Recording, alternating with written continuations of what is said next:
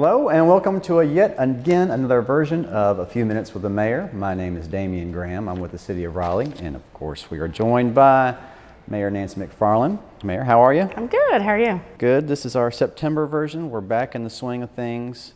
Council is moving forward quickly, and I understand that recently you had sort of a mid-year retreat.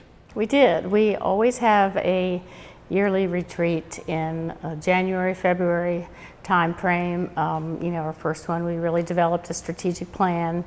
And we thought it would be good to kind of take a mid-year look at what we were, where we were, kind of the goals we'd set for ourselves. Were we accomplishing those? It was a great chance to kind of regroup and reprioritize. And do you feel it's important to take that break out of the normal council schedule? I think it is. I mean, obviously it's important work we're doing. We have a lot of regularly scheduled meetings, council meetings, workshops, or work sessions and committee meetings, and it's very easy to, get caught up in all the other meetings that we have too. And I think it's important to get back together as a governing body and refocus and make sure we're all aligned and understanding each other. According to the magazines, things are going really well, and I tend to think that as well. We were recently named Best Big City, which is sort of a new thing for us, Best Big City in the Southeast. Obviously the question we get to ask is why do you think that is? And more importantly, how can we continue to maintain these sort of high accolades we receive? You're right, it was surprising, the big city part. It was cities over 300,000 in population is why I guess now we're classified with that. And that really is the challenge, because we've created this amazing city. People love it. It has a lot to offer, and obviously we keep getting recognized for it, and that means people are going to move here to take part of it. And so that growth is, it's welcome. You want to be a city that's growing and thriving, but it also presents a lot of challenges. And the biggest challenge is, how do we keep the qualities that everybody came here for? And a lot of that is really in how we plan. We plan with growth centers. We are planning for future transportation that will help keep some cars off the road, that will help with that quality. It's open space and parks. That's a big part of our attraction. It's supporting all of the arts and cultural events that are a big part of why people like to be here. And it's really keeping in touch with everybody and knowing all those qualities that people respect, and then planning for how do we keep them.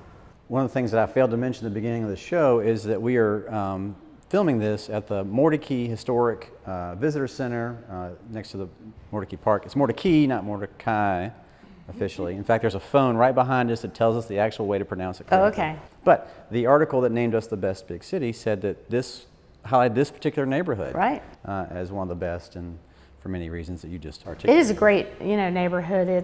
It's got a lot of older houses in it. It's right close to downtown. It's even developing. It's right around Person Street. There's a lot of development. It's a neighborhood that has a great sense of identity and a real cohesiveness among the residents. So it's a great neighborhood. It is. Like many other great neighborhoods that's we true. have. Mine wasn't mentioned. It was a little hurtful, but that's okay.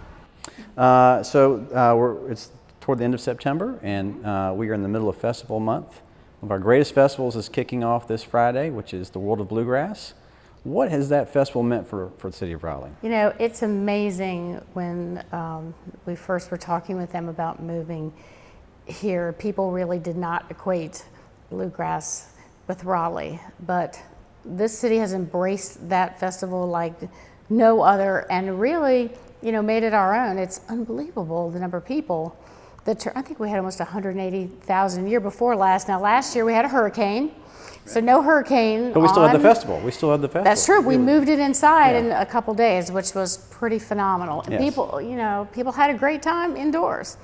So we don't have a hurricane on tap this year, but I think part of it is also part of the charm of Raleigh is there is something for everybody. There's a kids stage, there are family events. I love just finding people that are jamming on the street corner. There are people that have been playing bluegrass for years and we never knew it. And all of a sudden there's bands of, retired guys that have been playing and jamming all along, and we never knew it, and they're out there. So that, I think, is a big part of why we've really embraced this as our own. Local designers are designing around it.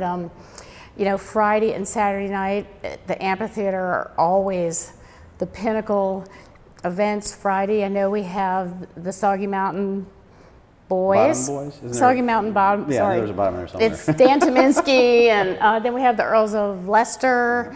I think we have Ricky Skaggs. Ricky Skaggs, yeah, that's right.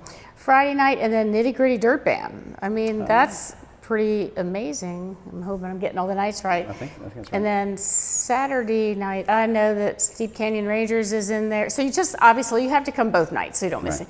Or you can come all day and all night. But there's so much good music but really, Friday and Saturday night are special, and it's so much fun to be in the amphitheater, and I hope everybody comes out for that. And so the street festival kicks off, I believe, Friday midday, and then there's also concerts going on at the Red Hat Amphitheater as well. Friday and Saturday, yeah. And inside the convention center is an actual Bluegrass convention. There are.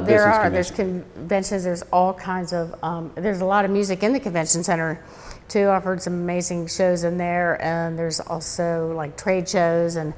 I'm doing opening remarks Tuesday, so there's got to be some other stuff going on Tuesday. That's true. The actual, Tuesday to Friday, I know there's a lot of things at local clubs. Tuesday, Wednesday night, Thursday night are the IBMA Bluegrass Awards. So just like we have the Oscars or the Emmys, we have the awards for Best Bluegrass that night, and that's a lot of fun too. It is. Well, certainly a lot to look forward to. It is. And as always, we appreciate your time. Sure. So be sure to join us next time. Look forward to seeing you then. Thanks. Thanks for having me.